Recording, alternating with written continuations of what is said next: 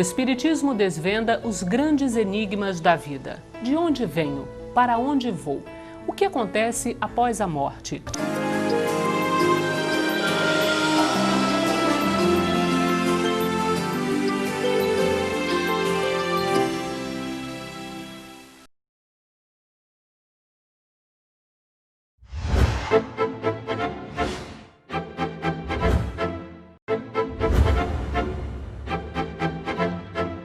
Está começando mais um programa Transição, a visão espírita para um novo tempo. O que é saúde? E mais, o que podemos definir como saúde no novo milênio? Essa é a pergunta que iremos buscar responder no programa de hoje.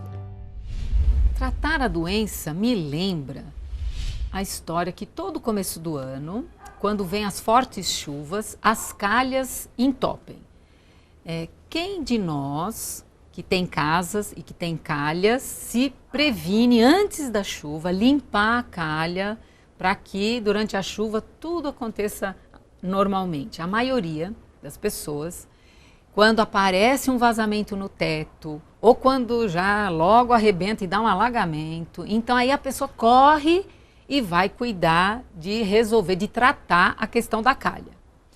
Então, se a maioria de nós faz assim com a casa física, a maioria faz assim com o corpo também, a doença. Então, a maioria ainda espera adoecer.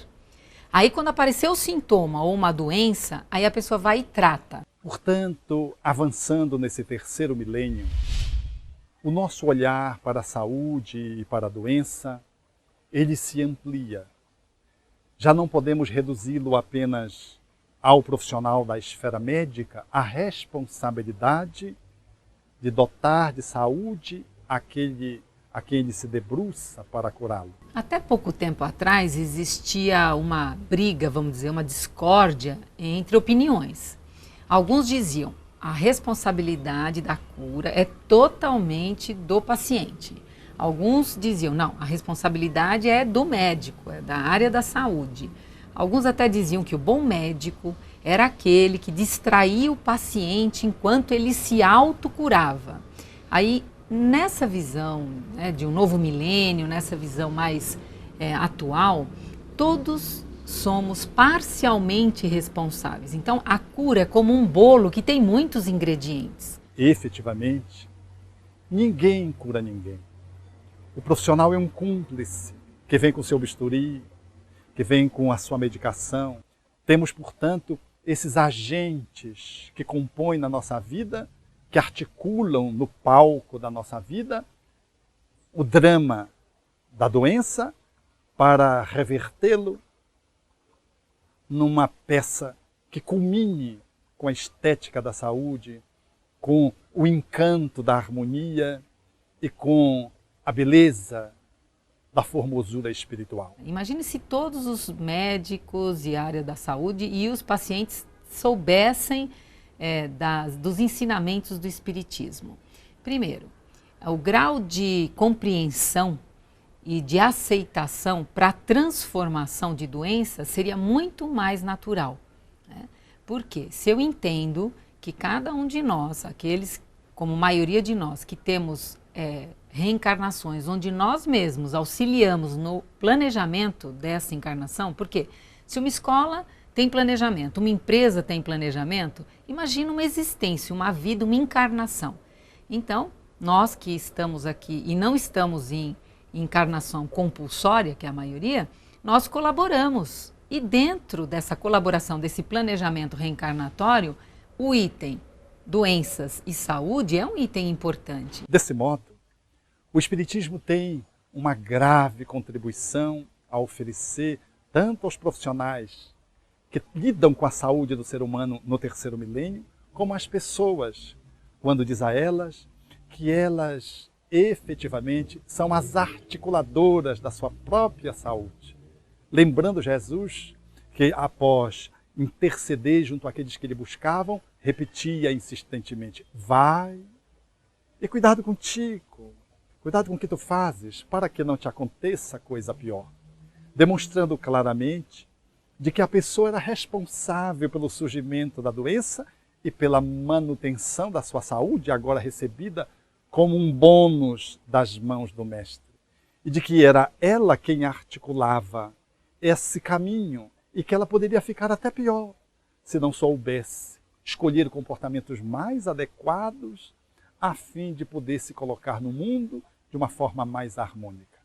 Esse olhar que o Espiritismo evoca de Jesus nos dá a convicção de que nós somos os arquitetos do nosso próprio corpo, o engenheiro do funcionamento da nossa própria estrutura de saúde, de que nós somos o sujeito do nosso equilíbrio e da nossa harmonia, bem como somos os responsáveis quando ela fica alterada, mesmo quando das alterações genéticas, porque somos nós quem ativamos os genes para determinar esta ou aquela disfuncionalidade.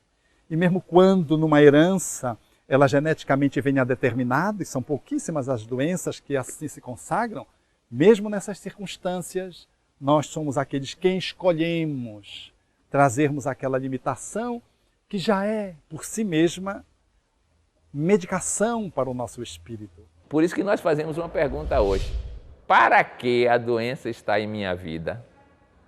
Por que os médicos dão? Agora, para que você tem que fazer uma investigação psíquica para saber qual é o significado, não é simplesmente qual é a etiologia, a causa, é o significado.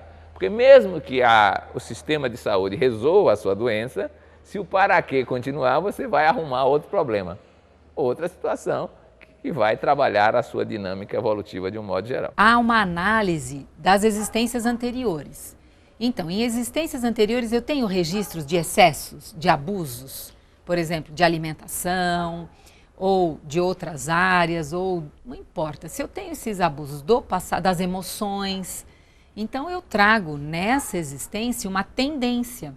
Quando surge, por exemplo, um psiquismo com uma alteração cerebral, e se configura num quadro de limitação psiquiátrica, de apoucamento da mente, naquilo que se configurava chamar os idiotas, os cretinos, aí temos, segundo os espíritos disseram Allan Kardec, um espírito que, valendo-se de órgãos desmantelados, se recompõe, se refaz. Uma verdadeira terapia para a alma, uma verdadeira terapia para curar através da doença, o que significa dizer que muitas vezes a pessoa que apresenta uma alteração de nascença, uma agenesia de um órgão, por exemplo, aquilo já significa de que o espírito já está tomando um caminho de saúde, que configura bem nessa circunstância aquilo que Jesus dizia, é melhor nascer sem o olho a que todo ser possa perder a sua encarnação. Quando dizia, arranca o olho e joga para longe de ti, a mão e joga para longe de ti, para que todo o teu ser não seja lançado nas trevas, no inferno, na perdição. Ele configurava aí, de uma forma emblemática, a reencarnação, mostrando que o ser muitas vezes já reencarna e, como terapia, não traz um órgão, ou traz um órgão em condições precárias de funcionamento. Assim, ajudando a que ele possa se recolocar diante do universo, retomando a saúde através da doença. Então o Espiritismo ele tem contribuições tanto nessa compreensão da reencarnação, como também no próprio relacionamento entre paciente e médico, enfermeiros. Não é? Porque é muito importante a paciência, a tolerância e a consciência do porquê. Qual é a lição dessa doença nesse momento na minha vida? Às vezes temos uma compreensão de que uma pessoa que está doente, ela não está saudável. De fato, não está porque está doente. Mas quantas doenças surgem como mecanismos depurativos, em que o espírito se refaz, se recupera, se recompõe, como, por exemplo, naquelas pessoas que estão nos quadros terminais. Por isso o Espiritismo é contra a eutanásia.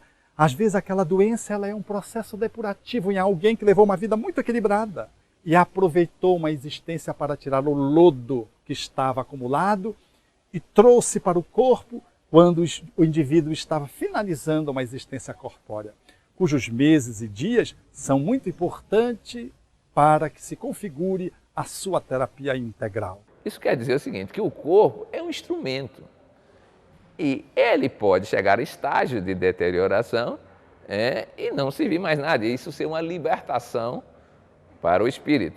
Mas, ao mesmo tempo, nós queremos dizer que o espírito é capaz, mesmo nas condições mais adversas, de continuar vivendo seu trabalho, sua situação, sua história. Nós, como médicos, profissionais da área da saúde, precisamos cuidar das pessoas e respeitar-lhes a vida até o momento em que a morte se mostre natural. Jamais abreviar a vida. Não temos ainda, pelo conhecimento da reencarnação, no apoio dentro dos estudos da academia, a compreensão de que uma doença degenerativa, uma doença incurável, é a cura do espírito. E não devemos abreviá-la. Sim, fazer a medicina paliativa, diminuindo os sintomas, dando conforto e o consolo, que também é da esfera da medicina e dos médicos. O Espiritismo nos dá essa plataforma, esse suporte, para que possamos fazer isso de uma forma muito competente. Os espíritos, quando responderam a Allan Kardec no Evangelho segundo o Espiritismo, no capítulo 5, que esse assunto é abordado lá, exatamente nesse capítulo, eles procuram despertar o conhecimento sobre a valorização da vida a cada instante, porque até o último momento o espírito está aprendendo. Às vezes a gente vê uma pessoa num processo chamado vegetativo, do tratamento clínico, imaginamos que ela não está mais aprendendo nada, e não é verdade isso. O espírito está, mesmo que afastado do corpo físico, está fazendo novas experiências não materiais, mas ele está aprendendo muito, extraindo novos conhecimentos. Por isso, quando se fala de saúde, fala-se de médico, de psicólogo, fala-se de nutricionista, fala-se do odontólogo, o fisioterapeuta, terapeuta ocupacional, mas eu quero dizer que no terceiro milênio o engenheiro é um profissional da área da saúde. Quando fazemos, por exemplo, um viaduto feio, quando um paisagista não é convidado a participar de uma administração pública e as praças ficam horrorosas, nós temos aí implementos que influenciam no psiquismo e na alteração do corpo.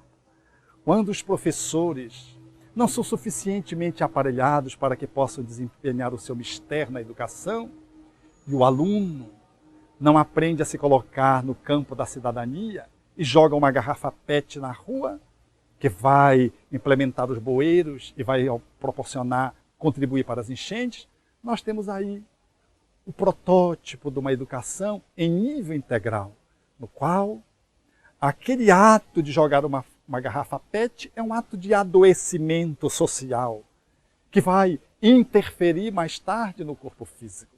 Os profissionais da área de saúde, portanto, serão todos aqueles que vão contribuir integralmente para que o ser se alinhe com as leis cósmicas, alguns lhe dando mais em alguns aspectos do que outros, mas todos aqueles que vivemos em sociedade contribuímos para a saúde ou para o enfermamento daqueles que entram em contato social conosco. Portanto, no novo milênio, nós podemos esperar, sem dúvida nenhuma, uma melhora geral no quadro da saúde humana, seja pelo aperfeiçoamento tecnológico, seja pela melhora e amadurecimento da própria mentalidade humana. Porque é força de lei, não há como deter o progresso. E o progresso traz a melhoria em todas as condições de vida, inclusive considerando o aperfeiçoamento da mentalidade humana que amadurece, compreende a necessidade de cuidar de si mesmo e gerar recursos à sua volta, gerar ambientes à sua volta que façam com que a vida flua em abundância e com mais saúde. Não basta termos saúde do corpo e saúde apenas psicológica do ponto de vista material, da psicologia tradicional, mas também precisamos ter uma visão de saúde espiritual, que é uma saúde através do qual nós fazemos essa integração corpo, mente e espírito. Quando você se sintoniza através de uma oração, de uma prece, você faz essa conexão. E já é sabido hoje o quanto a prece colabora no processo de cura. Então que possamos seguir o exemplo de Jesus na nossa vida para termos uma saúde integral. Estar saudável envolve muito mais do que geralmente percebemos. Somos seres espirituais, vivendo uma experiência material, onde tanto a saúde quanto a doença são aprendizados importantes, essenciais para a nossa evolução. O programa de hoje fica por aqui. Te espero no próximo Transição. Tchau!